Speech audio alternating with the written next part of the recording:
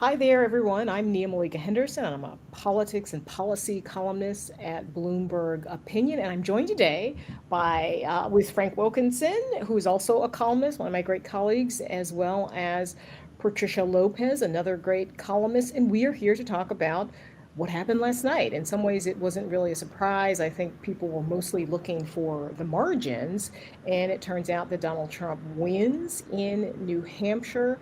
Frank, you of course were on the ground there in the run up to what happened last night. Talk about your big takeaways, and then we'll talk about your great column as well. Well, the takeaways, as you just alluded to, were kind of preset. There wasn't a huge expectation that Nikki Haley was going to triumph in New Hampshire, which is probably the best state she's going to see for a very long time. So the question was margin and what she does with that, right? She has, as of last night, after having lost by double digits, decided to stay in the race. That, of course, is a distinction with all of the other competitors to Trump who decided to bow down and kiss the MAGA king's ring. I've been confused by her campaign because it is a long shot. It was a long shot before last night. So either you opt for the subjugation route that all of her other competitors have taken, and you bow down to Trump, or you go after him. And she kind of chose a middle route that was neither one or the other.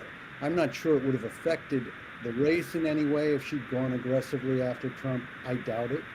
But it is still strategically, it was kind of an odd, neither here nor there kind of choice. And the final tally was 54 for Trump, 43 for Haley. You wrote a great piece about who these Haley backers are, this 43%. She got 24, she beat him by 24 points among independents. And you said the folks who voted for Haley voted for her with a potent amount of side eye for the MAGA king. Talk about that. Well, look, everyone knows Donald Trump is the dominant figure in the Republican Party. The electorate in New Hampshire is more liberal. The Republican electorate in New Hampshire is more liberal, more independent than almost any other state that he's going to be in. But if you are voting for another candidate other than Donald Trump at this stage of the game, there's a problem there. You're resistant to Donald Trump. Now, we've had 7 years where people have been able to watch Donald Trump in office, out of office, on TV, in rallies, whatever you want. It's not a mystery. They know what they're dealing with. Some people are all in on, what the big lie or the cult or whatever. But clearly, there is a group of voters out there, and I tend to think of them as women, and generally more often college educated women, and they are resistant to Donald Trump. Now, most of those people are going to vote for Trump in November, I would assume, if he's the nominee, which I certainly expect he will be. But it doesn't take a whole lot of them to peel off. And what I was hearing, I did dozens of interviews yesterday just to get a feel for things. And a lot of Haley voters are sort of soft Republicans, moderate Republicans. It's very difficult for them to find a place for themselves in the MAGA party. And the question now is, there are going to be people who peel off of Biden as well, who would be normal Democrats. There are going to be leftists who are upset about the war in Gaza. There are going to be people who are upset about various other things. Those people who peel off may be what determines this election. And there certainly are going to be a lot of moderates and moderate women Republicans who have doubts about Trump that are never going to be resolved. And the question is, what do they do with those doubts? Do they put them away and go ahead and vote for Trump anyway? Or do they say, I cannot do this again? And Patricia, on the Democratic side, there of course were two races last night. Biden was not on the ballot because of he sort of complicated party business where they moved up South Carolina ahead of New Hampshire, Right. but New Hampshire has a law that says they have to be first. Very complicated stuff.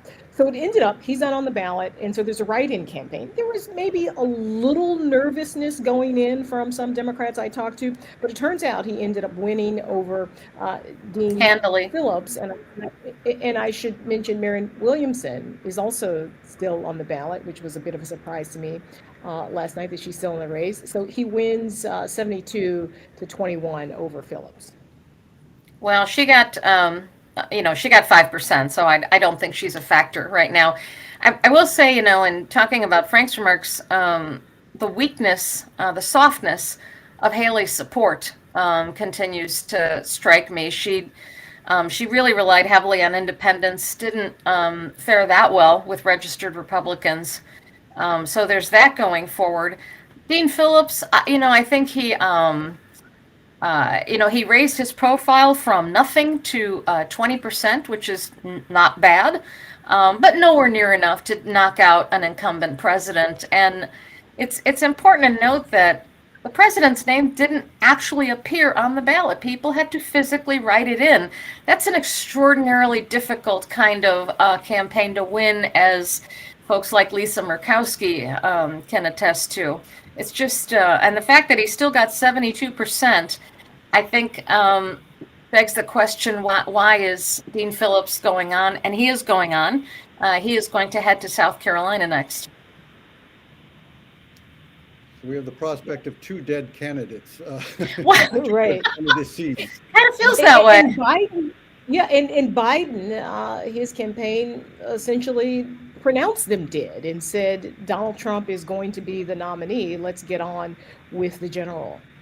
The Biden campaign statement did not even mention Dean Phillips by name.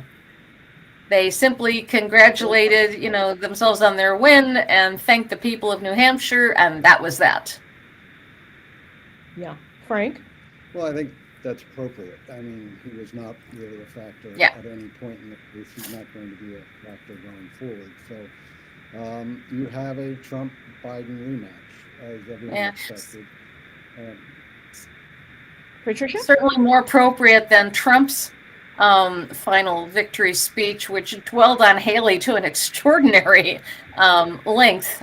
He seemed to be very annoyed. It was hard to tell. I will say that Haley's speech at first sounded like a victory speech. Yes, she did acknowledge that Trump was the winner, but aside from that one line, it sounded like a victory speech.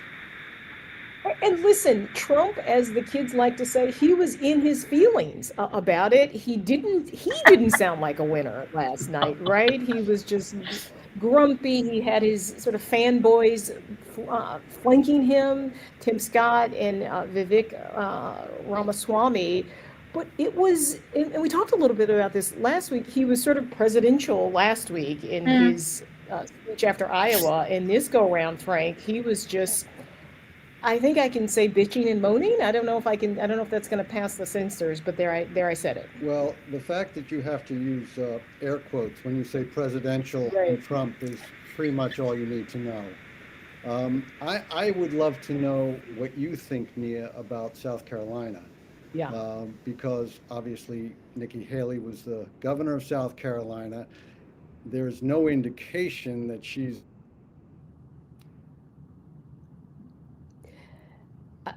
Frank's a little frozen there. I'll take it over. Listen, I was texting with some South Carolina folks, South Carolina Republicans, before the results, and they were hopeful, and they were like, if she does well, if she's able to keep it within single digits, she can come to South Carolina with a head of steam, not win South Carolina, but maybe get 47%, 45%, and that would be a respectable showing. She didn't do that, right? It was 11 points. It was not a good showing for her. My feeling about her now is that she does have a political future in the Republican Party in the country. She's going to be on boards. She's going to belly up with billionaires, I think, on the 30th to kind of plead her case to have them continue funding her, her road here. I think one of the things that's going to matter is not only that meeting, but what is the press for Nikki Haley like over the next, week, 2, 3 or 4 weeks? You listen to CNN, there are some folks on there, Van Jones among them, sort of praising her. She's the last woman standing. She was able to beat this whole field. She's the one standing between, between Trump winning at this point. Not to say that she'll win. The other thing I think about Nikki Haley is she's going to want some sort of moment, right? So does that moment come before South Carolina where she gives a big speech saying she's dropping out? That's not a great moment, maybe. Or does she kind of soldier on, try to get 40-45%, which wouldn't be terrible in South Carolina, and then give some big sort of speech about the future of the country, the future of the party, her role in it, Trump's standing. So, I had initially thought who would want to go on and be humiliated in their home state. And now I'm just like, politics moves so quickly and people forget so quickly that, if she wants to run in 2028 with a L in South Carolina, that wouldn't be so terrible, right? If there's going to be a sort of post-Trump world that she wants to be part of, so that's my feeling. I think she might stay in. She might, end up getting 40-45%. And then just take it from there and maybe end up being a CNN contributor or something like that, or ABC News contributor on boards and kind of rake in the cash. I'm struck by the fact that Nikki was governor a long time ago. Yes, she was governor of South Carolina, but that was back in 2010. That was a different time. The Republican Party was certainly very different. They've moved to a different set of values now, if you can call them that. And I think all of those things have put Nikki in great jeopardy. Yeah, Frank? I wonder how a post-South Carolina denouement would be any different than one today or tomorrow. Strategically, her position would be the same. She will once again be an outlier in a party that is not interested in moderation, that is not interested, frankly, in brown and black people for the most part. I mean, MAGA base certainly is not, and that is the base of the party. So I just don't see any difference between Nikki Haley getting out tomorrow and Nikki Haley getting out after some subsequent losses down the line. Right. She's still going to be on the margins of the party if she does not capitulate to Donald Trump in a great show of fealty and subjugation. Then her position is unchanged. And we should note that even before there's South Carolina, there's Nevada, which she will lose in Nevada. I think it's February 8th. It's sort of a mix between a primary and a caucus, I think. And so she's going to have that L. There was this interesting moment, and I'm not sure if you guys saw it, with Trump during his, it wasn't a victory speech, it was like a complaining speech. And so, Tim Scott is behind him. And of course, congratulations to Tim Scott. He just got engaged, his girlfriend. Donald Trump turns to him and he says, listen, Nikki Haley basically appointed you, gave you your career in the Senate, and yet you still endorsed me. You must hate Nikki Haley a lot, right? Awkward. Which that is awkward, right? And Tim Scott is a fairly mild-mannered man. He's a Christian. I'm sure he doesn't have any hate in his heart. And then, of course, he comes to the microphone and says, "I just love you." Even more awkward. And it's sort of, it's the price you pay, right, to be in Donald Trump's orbit. You kind of give up yourself. You are completely loyal and just sort of a tool of Donald Trump, for lack of a better word. Patricia? I thought that was another total power move by Trump, who deliberately, Tim Scott was standing behind him, and Trump singles him out to say, you must really hate her, which is an astonishing thing to say when you think about it. Not something that would come naturally to most candidates, especially after a big victory. And then the sight of Tim Scott just kind of scuttling up to the front, near his elbow and telling him, I just love you. It was so odd. I mean, that goes beyond kissing the ring. Yeah, Frank, and people are sort of talking about the side of Vivek and Tim Scott. We're sort of jumping ahead of ourselves here, but as a sort of quasi race for VP for Hmm. Donald Trump. Well, arguably, that's what the entire competition has been about, right? Which is why, once again, I go back to Nikki Haley's strategic choices here. She was not running for VP in the end. Now, that raises the question of what she was running for. But obviously, I thought Tim Scott was running for vice president the day he announced. I never saw any evidence that he was running for president after that. Whether Trump wants to pick him or not is another matter, but Tim Scott was not really running for president, no matter what you say. Um, you know, there's a repetition here, though. I mean, we can keep saying this is shocking and it's abnormal and it's aberrant. It's not. It's how Trump behaves.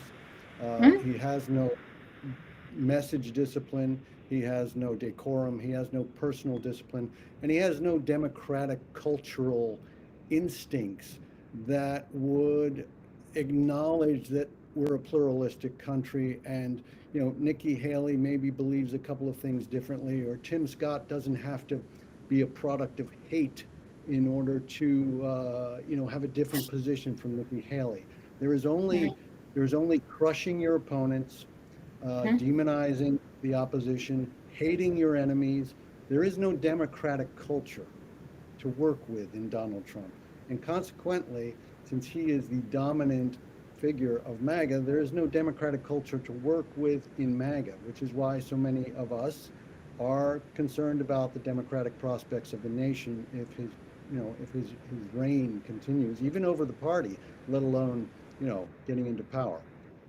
Yeah, Patricia, it's also why you've got in Joe Biden someone who is soft launching his campaign in so Hmm. many ways. The first was about democracy, and he and Kamala Harris yesterday talked about abortion rights, right, and Yes. securing those freedoms for America, and the idea that Donald Trump has been the author, right, by way of the Supreme Court, of ripping those freedoms away. Hmm. They Hmm. like this matchup in terms Right. of It's Donald Trump being out there more, being exposed, and people remembering again that he is anti-democratic and spews bigoted things all the time.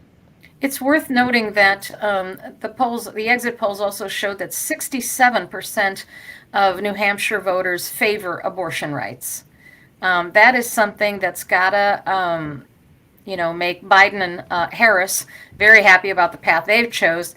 Has to give at least a little pause to Trump. I think he has softened his stand on abortion. He still claims credit for the Supreme Court justices, but he's also said that he's not in favor of the 6-week ban. Hasn't really addressed national bans. Because I think he knows in that lizard brain of his that that's not what people want, and he's not going to lose voters over that. And Frank, we talked a little bit about the VP stakes. One theory going into this, again, he's not the nominee yet. He seems to be on a glide path to the nomination, but anything can happen. One of the things that people are talking about does he need a person of color, or even better, maybe a woman at the bottom of the ticket to sort of soften his very, very rough, jagged, terrible edges? Well, that's a good question. Is Elise Stefanik someone who could soften an image and edges? Right. I don't think so. Right, And right. so when you see the people who are auditioning for the role, there's quite a range. There's a Tim Scott who is basically a soft personality. He's not an aggressive politician. He's not an aggressive speaker. He's not a man who seems to be consumed by aggression, like Trump is, for instance. Elise Stefanik, on the other hand, has plenty of aggression to spare. So Hmm. what Trump decides to do there, he's obviously drawn to people who are drawn to him. So I think that there's a psychological component to his choice of a vice president that is very difficult to just look at, from a distance and say, well, strategically it makes sense for him to do such and such. You know, he has a movement that knows who he is and that he delivers on abortion, for instance. I think it'll be very interesting to see how he handles that now that he's moving into general election mode. I would not be surprised to see him backing away from all these bold abortion statements that he has been making, because of course truth is fungible to him, and he can say one thing on Tuesday and another thing on Wednesday that is completely contradictory, and that's fine with him. So, and I believe that his voters, of evangelical voters, anti-abortion voters, they will stick with him no matter what he says. That's right. I think secure in the belief that if he's in power, he will deliver for them. That's what gives them a lot, gives him a lot of latitude. Has a lot of Right. latitude, Yeah, it gives them latitude with him, with those voters, with the MAGA voters. But then there is this group, and Frank, you talked about this group, sort of the Trump to Biden voters or the Haley voters who might vote for Biden in the general. That's where this is going to be won or lost, right? In those suburban collar counties in Arizona, Georgia, Pennsylvania, Michigan, the Midwest, Patricia.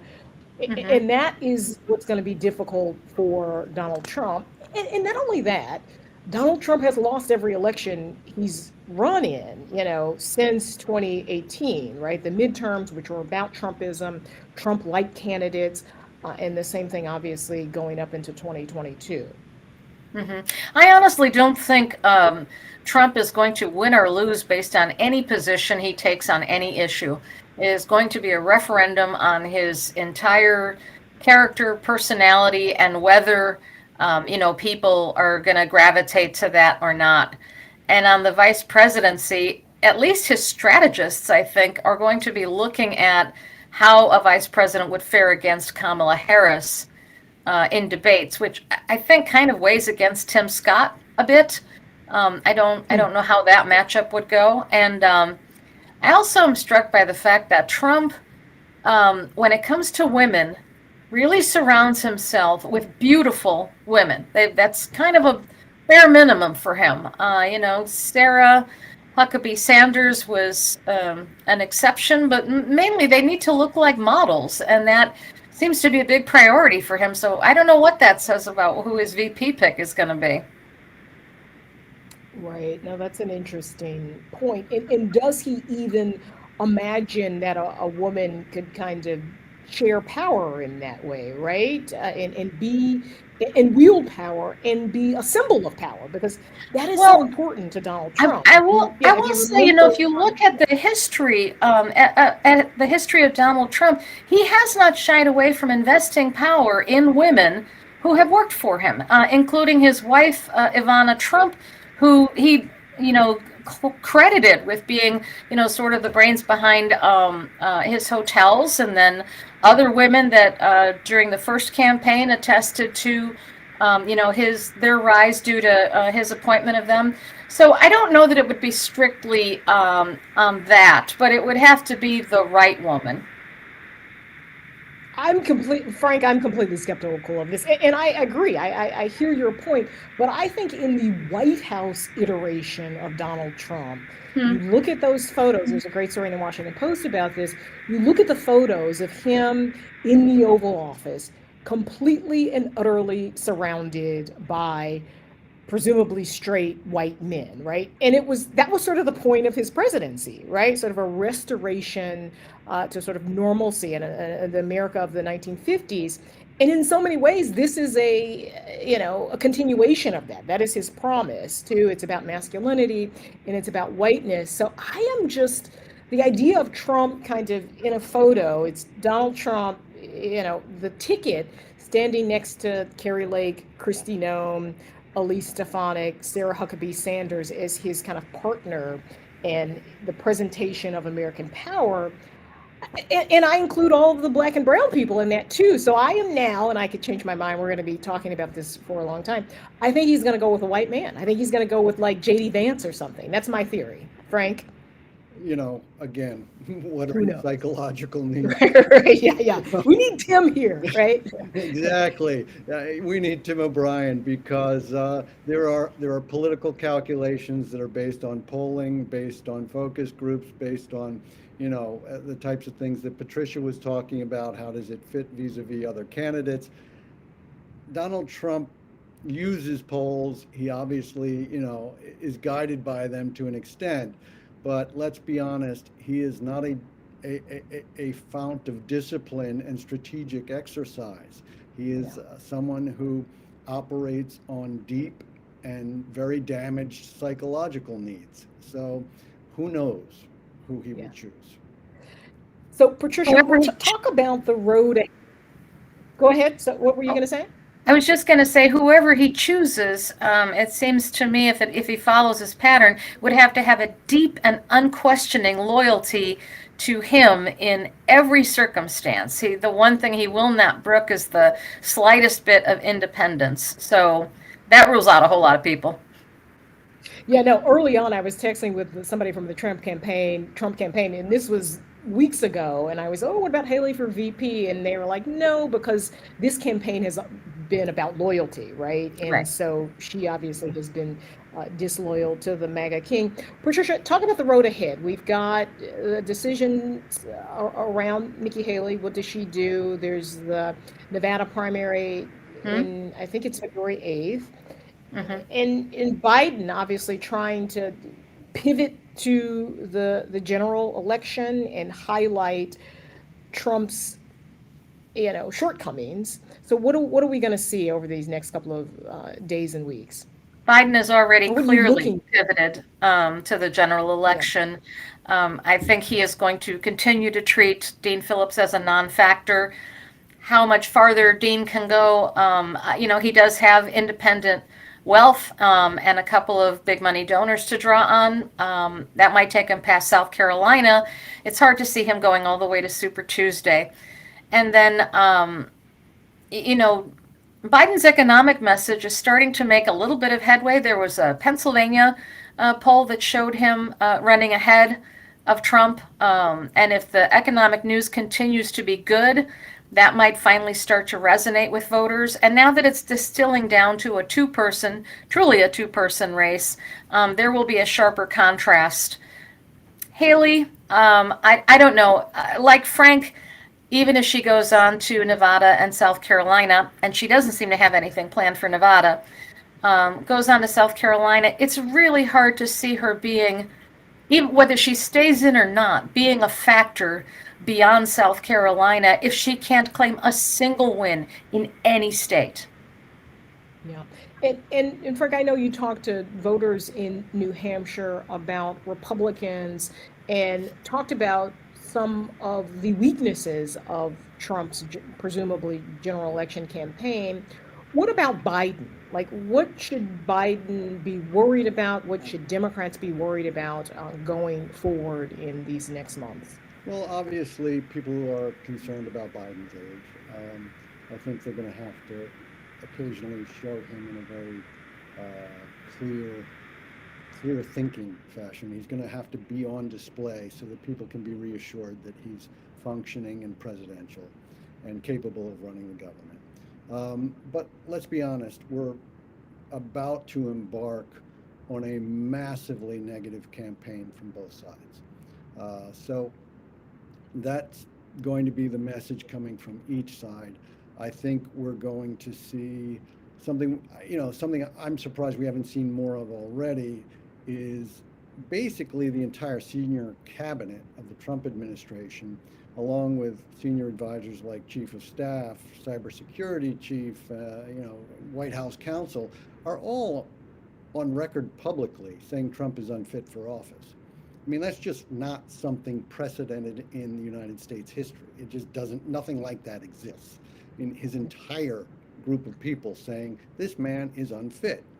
That is a message that I suspect is going to be delivered pretty firmly by the Biden folks. On the other hand, you're going to have Trump trying to cut away at those margins, as he didn't, by the way, in 2016 very effectively with Hillary Clinton, attacking her support with black voters, trying to clip away at the left wing of Biden support, which is already very shaky. Mm-hmm. And I think there'll be a lot of dishonest attacks in that, but it doesn't really matter. That's how he's going to go. He's going to attack Biden frontally. He's going to attack him from the side. He's going to attack him any way that he can. And it's going to be the same with Trump. They're going to be putting up his record. They're going to be putting up the people who say he's unfit. They're going to be putting up the fact that he's a threat to abortion rights and other things. So I just think it's going to be a relentlessly negative campaign, and we will probably start that imminently. Yeah, that certainly seems to be what the Biden team wants, highlighting that they released a statement last night basically saying it's on. And we've got a long way to go. Anything can happen. We've got, I guess, the next big things will be Trump clinching, Haley dropping out, and then, of course, you move on to the conventions, which will be this summer in, I believe, July and August. So we've got a long way to go. So we'll see what happens. Patricia, any final thoughts about maybe your boy Dean Phillips or anything at all? Well, I'm struck by the fact that he seems determined to continue on. He claims no responsibility for any damage this might cause to Biden. He has said that Biden's situation is entirely of his own making. And as for Trump, I'm curious why Trump's age is not more of a factor. Nikki started to pound on him a bit, trying to align him with Biden, referring to gaffes where he, mistook her for Nancy Pelosi. He's had other, sort of word salad moments. Why isn't that landing more? I think I remember I was talking to my aunt at some point, and we were looking at television, and Biden was on TV, and she said, he seems so old. He looks so old. Keep in mind that my great aunt is 101, and she was saying of Biden, and I do think it's a sort of a physical presentation. If you compare Biden's physical presentation to Donald Trump's, Donald Trump does seem younger, right? Even though I think the difference is 3 years or so. But yeah, you hear that all the time from both people who love Biden and people who don't, that he seems too old to be president. And some of that is cognitive, but I think much of it is sort of the physical presentation. Frank, did you hear? I'm sure you heard this from voters, Frank, in New Hampshire. I did hear about Biden's age. No one mentioned Trump's, and I think my interpretation of that is partly that with Trump, there are so many other things that are more concerning. Right. I mean, for instance, whether democracy can survive. Right. Yeah. That, compared to, he's 77, that seems kind of old. That's a secondary issue, right? Yeah. And I think with Biden, where those concerns frankly don't exist unless you're really just manufacturing nonsense, as Trump will, age then moves up because there are not other issues like, abortion rights, democracy, that people are really, really terrified about. Age becomes more important in that context. Yeah. Maybe it's the rage that... I was going to say, maybe it's the rage that turbo boosts his vitality for Trump. Yeah. The lies. It's the lies. Anyway. And Vice President Harris seems to be kind of staking her political identity on abortion. We know that's going to be a big issue. I think it's the 51st anniversary of Roe v. Wade, so they've been obviously making a big deal about that, and that is going to be a big deal, along with democracy. We've got a ton to discuss. I'm sure we'll be back here talking about it as this thing rolls on. So we're going to wrap it up here. Frank, you've been great. Patricia, you've been great. We thank everybody. And listen, go to Bloomberg, the website, bloomberg.com, to check out the fantastic writing that these folks are offering about this campaign and everything we're going to see going forward. Thanks, y'all. Bye. Thanks. Thanks, Nia.